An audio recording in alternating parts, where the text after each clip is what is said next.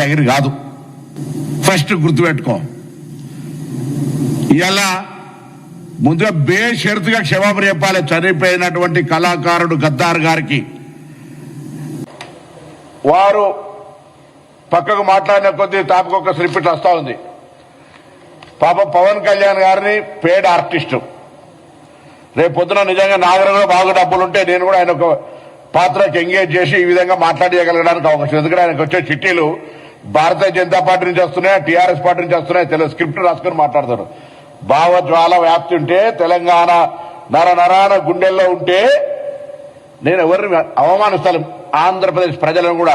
Even Chandrababu Naidu గారు తెలంగాణ ముఖ్యమంత్రి రేవంత్ రెడ్డి గారు వచ్చి కూర్చుంటే కూడా తెలంగాణ విభజన హామీలను సామరస్యంగా పరిష్కరించుకోవాలని మాట్లాడుకునేటువంటి అటువంటి వాతావరణాన్ని కలిగేసే ప్రయత్నం చేస్తా ఉన్నాం. మిస్టర్ పవన్ కళ్యాణ్, ఇది మా అయ్య జాగిరే. రైట్. ఎలా చూస్తారు ఈ కమెంట్ని? గద్దర్ గారికి క్షమాపణలు చెప్పాలన్నారు. అంతకుముందు పవన్ కళ్యాణ్ ఈ మాట అన్నారు, మీ అయ్య జాగీరా అన్నదానికి ఇది మా అయ్య జాగిరే, మీ అయ్య జాగిరి కాదన్నారు. ఇక గద్దర్ గారికి క్షమాపణలు చెప్పాలన్నారు. ఎలా చూస్తారు? అందుకనే ఇప్పుడు చెప్పాను అదే కదా. ఇప్పుడు చర్యకు ప్రతిచర్య ఉంటుంది. ఆయన ఛాలెంజ్ చేసిండు, అది కాదు అయ్య జాగిరే అని చెప్పిండు క్లియర్ గా. ఆయన మాట్లాడి ఈయన మాట్లాడింది ఒకే రకంగా, అంటే తంసుంటా అనుకుంటా అయిపోయింది. నేను ఇంకో మాట చెప్తాను. పవన్ కళ్యాణ్ గారు పార్టీ పెట్టి 12 ఏళ్ళు అయిపోయింది. దేశాభివృద్ధి హైదరాబాద్ ఆంధ్రప్రదేశ్ పోయినసారి చేసుకున్నాను కనుక 12 ఏళ్ళుగా తెలంగాణలో పుట్టింది. తెలుగుదేశం కూడా ఇక్కడే పుట్టింది, ఇక్కడ పుట్టలేదు. కానీ వైసీపీ కూడా ఇక్కడే పుట్టింది. ఆంధ్రప్రదేశ్ ఉమ్మడి ఆంధ్రప్రదేశ్ కనుక హైదరాబాద్ రాజధాని కనుక పుట్టింది. కానీ ఇక్కడ పుట్టినంత మాత్రం హక్కులు ఉంటే అంటే తప్పు కూడా కాదు. ఎక్కడొస్తుంది సమస్య అంటే 2 విషయాలలో అన్నదా అనేది తెలియదు కానీ స్క్రోల్ అవుతున్నాయి కదా. ఇప్పుడు వ్యవసాయం దండుగా పండుగ కాదు అని చంద్రబాబు నాయుడు అన్నాడో తెలియదు, కానీ వ్యవసాయం దండు కానీ చంద్రబాబు నాయుడు.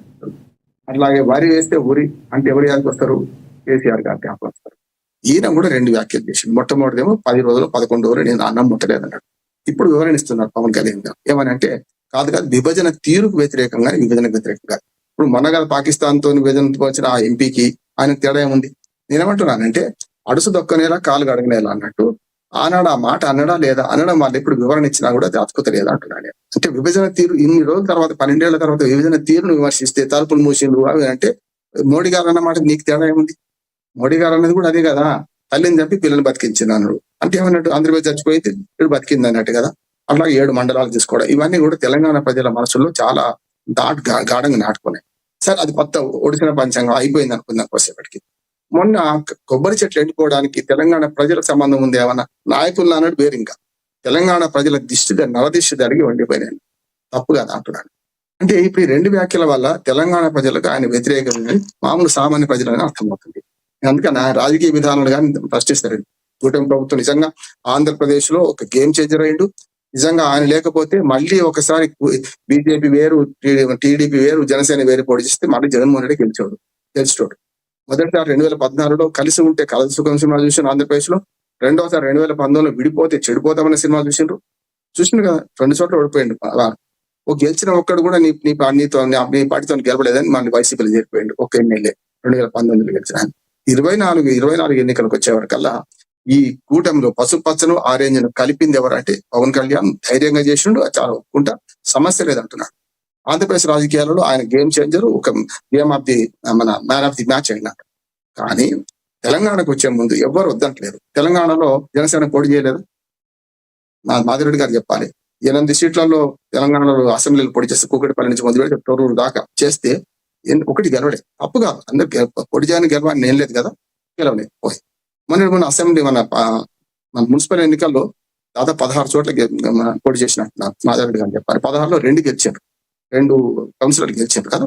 కానీ ప్రజలు తెలుసుకున్నాక ఎటువంటి పార్టీనైనా తీసుకొస్తారంటున్నారు. ప్రజలు తెలుసుకోకపోతే ఏం చేయలేరు అంటున్నారు.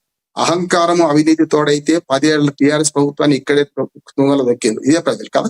అందుకని కాళోజీ నారాయణరావు గారు ఏమన్నారు, మన లక్ష్మణ్ గారు, ప్రాంతం వాడే దోపిడీ చేస్తే ఇక్కడనే పాతి పెడతాం, ప్రాంతీయతరుడు దోపిడీ చేస్తే ప్రాంతం అవతలకి పారదొడతాం, పొలిమేర దాకా తరిపి కొట్టామని కానీ చంపమని చెప్పలేము.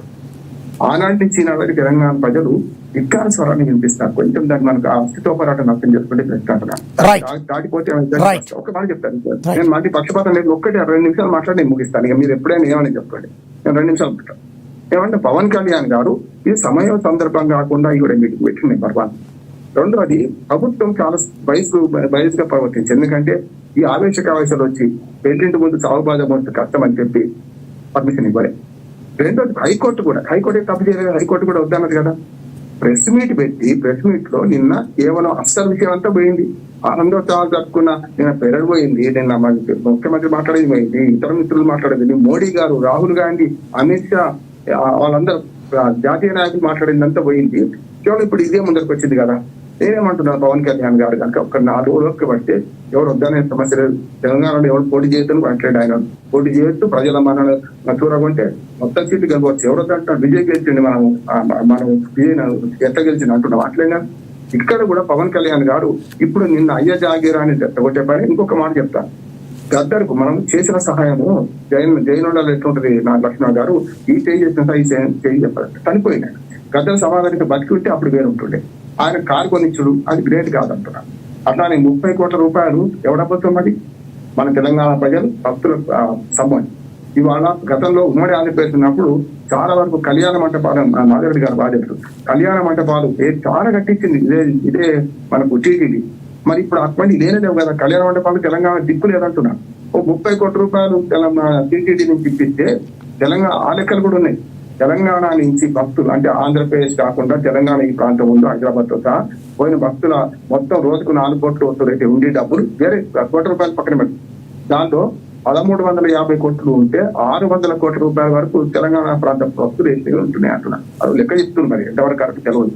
కనుక ఏమంటారంటే అట్లా మన 600 కోట్లు ఇస్తున్నారు. అట్లాగే సినిమా ఫీల్డ్ లో కూడా పవన్ కళ్యాణ్ గాని మిగతా ఈ తెలుగు సినిమా ఫీల్డ్ కూడా ఎక్కువ భాగం నైజాము, సీడెడ్, మన ఉత్తరాంధ్ర సర్కార్ అంటాం కదా, ఈ 3 ప్రాంతాలు చూసుకుంటే హైదరాబాద్ నుంచి ఎక్కువ. Right sir, okay sir. ఇంకా ముగ్గురు వెళ్ళాలి. అయిపోయింది. పవన్ కళ్యాణ్ గారు నిన్న సభ పెట్టి ప్రెస్ మీట్ పెట్టడం వల్ల మళ్ళా తెలంగాణ ఆంధ్ర ప్రజల మధ్య చిచ్చు పుట్టించిండు అంటున్నాను. అర్థమైతుంది, నాయకులు దాకపోయింది. ఇది ప్రయోగశాల కాదు, తెలంగాణ రాష్ట్రం రాజకీయ ప్రయోగశాల కారాదు. తెలంగాణ ఆంధ్ర ప్రజల మధ్య సఖ్యత ఉండాలి. నేను మొత్తం ఆంధ్రప్రదేశ్ మొత్తం తిరిగేవాడిని, ఒక్కొక్క ఊళ్ళో 4 రోజులు ఉండేవాడిని, చెప్తున్న స్పష్టంగా లేదు. ఇవాళ దీని వల్ల రాజకీయ ప్రయోజనం నెరవేరుతున్నట్టు లేదు, కానీ ఖచ్చితంగా సామాజికంగా 2 రాష్ట్రాల ప్రజలను అవమానపరుస్తున్నారు. ఇది తప్పు అంటున్నారు. రైట్ రామ్మోహన్ గారు, మళ్ళీ మాట్లాడతాం. మనతోటి కోటిపల్లి అయ్యప్ప గారు రాజకీయ విశ్లేషకులు ఉన్నారు, ఆయనతో కూడా మాట్లాడదాం. అయ్యప్ప గారు నమస్తే అండి. నమస్కారం అండి. ముందుగా ప్యానల్లో ఉన్నటువంటి ప్రొఫెసర్ గారు కత్తి వెంకటస్వామి గారికి, అలాగే గురువులు బండారు రామ్మోహన్ రావు గారికి కూడా నా నమస్కారం. అలాగే సోదరులు జనసేన నాయకులు కూడా నమస్కారం అండి. రైట్. నిన్న జరిగిన సభ గురించి కొంతమంది కాంగ్రెస్ నేతలు కావచ్చు, కొంతమంది బీఆర్ఎస్ నేతలు కావచ్చు, తెలంగాణ వాదులు కావచ్చు 100% పవన్ కళ్యాణ్ చేసింది తప్పు అంటున్నారు. ప్రస్తుతం డిబేట్ జరుగుతున్న తీరులో సంధించిన ప్రశ్నలు రామ్మోహన్ గారు చేసిన వ్యాఖ్యలు మీరు చూశారు, ఏమంటారు? నిన్న మాట్లాడినటువంటి పవన్ కళ్యాణ్ గారి మాటలు అందులో ఎక్కడా కూడా తప్పు పట్టడానికి లేదండి. ముందుగా ఈ డిబేట్ లోకి వెళ్ళే ముందు రామ్మోహన్ రావు గారు మాట్లాడిన దానిలో చిన్న కరెక్షన్ చేస్తాను. కోనసీమలో పచ్చటి పొలాలు, పచ్చడి పంటలు ఇప్పుడు లేకుండా పోయాయి. తెలంగాణలో కొందరు నాయకులు ఇక్కడ అనేవారు, ఏమని, మీ కోనసీమ చాలా పెచ్చగా ఉంది అని కొందరు నాయకులు పదే అనేవారు. ఇప్పుడు అవి లేకుండా పోయినాయి అన్నారు. అందులో దిష్టి అని వాడలేదు, తెలంగాణ ప్రజలని వాడలేదు, తెలంగాణ నాయకులని వాడలేదు, కొంతమంది అన్నారు. అది కరెక్ట్ చేసుకోవాలి. తెలంగాణ ప్రజలను కానీ తెలంగాణ దిష్టి అనే వర్డ్ వాడారు, కానీ కొంతమంది నాయకులు అన్నారు. దిష్టి అనే వర్డ్ వాడారు పవన్ కళ్యాణ్, కొంతమంది ప్రజలు అనలేదు. అవును, అనలేదు.